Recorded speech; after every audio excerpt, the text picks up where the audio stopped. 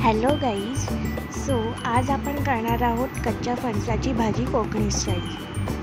हे इथे 2 कच्चे फणस घेतले आहेत. त्यानंतर त्यांना राऊंड शेपमध्ये, जसं आता व्हिडिओमध्ये तुम्ही बघत आहात तसं नीट कापून घ्यायचं. त्याचे काप करायचे आणि काप करून झाल्यावर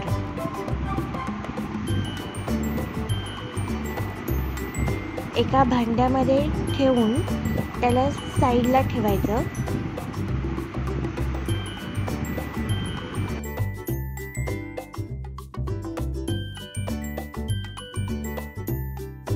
थोड्या वेळाने फणसाचे जे कापलेले तुकडे आहेत ते आपण कुकरमध्ये ठेवणार आहोत. त्याच्यामध्ये थोडं पाणी टाकायचं. पाणी टाकून झाल्यानंतर थोडंसं मीठ टाकायचं चांगलं शिजायला, म्हणजे ज्याने फणसाचे तुकडे कच्चे राहणार नाही. आणि कुकर बंद करायचा. नंतर गॅस ऑन करून कुकर गॅसवर ठेवून चांगल्या शिट्या काढून घ्यायच्या. थोड्या कुकरच्या शिट्या काढून झाल्यावर तुम्ही आता बघू शकता की फणसाचे जे तुकडे आहेत ते खूप छान दिसत आहेत, खूप छान शिजले आहेत. कलरसुद्धा त्यांचा चेंज झाला आहे. आणि इथे थोडंसं मी इथे प्रेस करून बघते तर अगदी प्रॉपर फणसाचा जो तुकडा आहे तो शिजला आहे. आत्ता जे पुढची स्टेप आहे ते फणसाचे जे कवर आहे ते कट करून अशा पद्धतीने काढून टाकायचं. आणि जो मधला भाग आहे तो आपण भाजी करण्यासाठी वापरणार आहोत.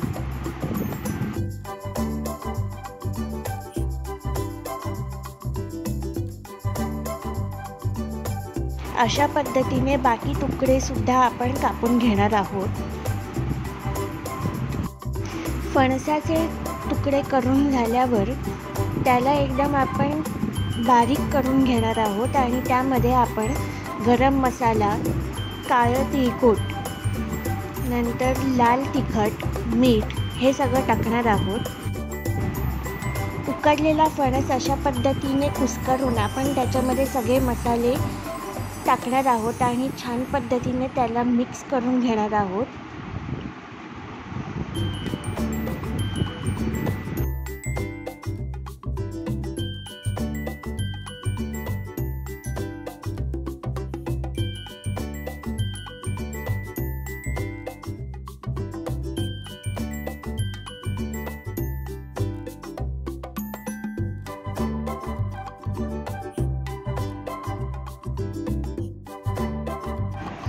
सगळे मसाले ॲड करून झाल्यावर छान पद्धतीने सगळं एकजीव करून घ्यायचं. आणि जे तुकडे उरलेले आहेत ते सुद्धा आपण हाताच्या मदतीने मॅश करून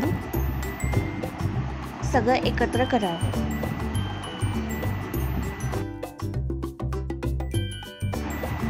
आता तुम्ही बघू शकता की जो उकडलेला फणस आहे त्याला मसाल्याची कोटिंग खूप छान पद्धतीने झाली आहे. आणि आता थोड्या वेळासाठी आपण ते बाजूला ठेवूया.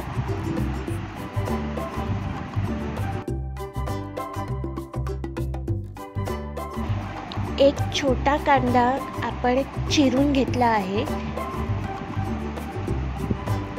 त्यानंतर काही लसणाच्या पाकळ्या सुद्धा ठेचून घेतल्या आहेत. आता एका पॅनमध्ये तेल गरम करून त्याच्यामध्ये मोहरी, नंतर हळद, हिंग हे सगळं आता आपण टाकणार आहोत.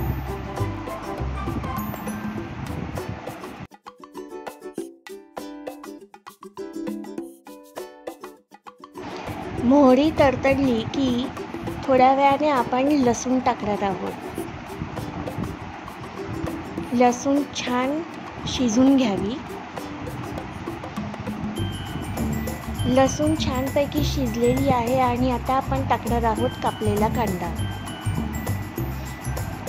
कांदा टाकून थोडासा त्याला गोल्डन ब्राऊन कलर येईपर्यंत शिजून घ्यावा.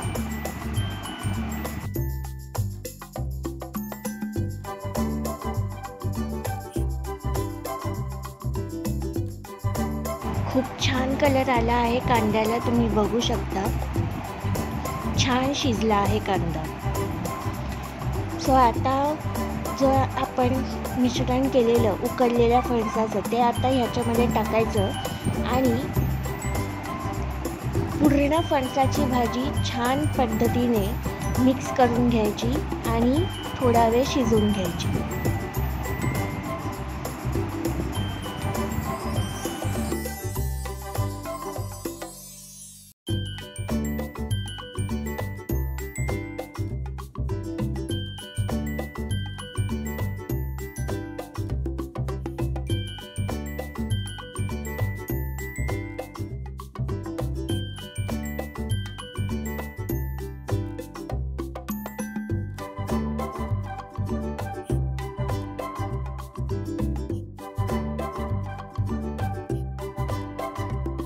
थोडा वेळ झाकण ठेवून आपण फणसाची भाजी छानपैकी शिजवून घेऊ.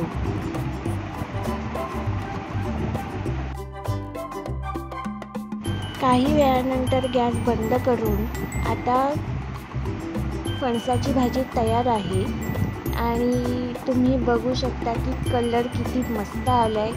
व्हिडिओमध्ये बघूनच खूप भूक लागली आहे फणसाची भाजी खायला.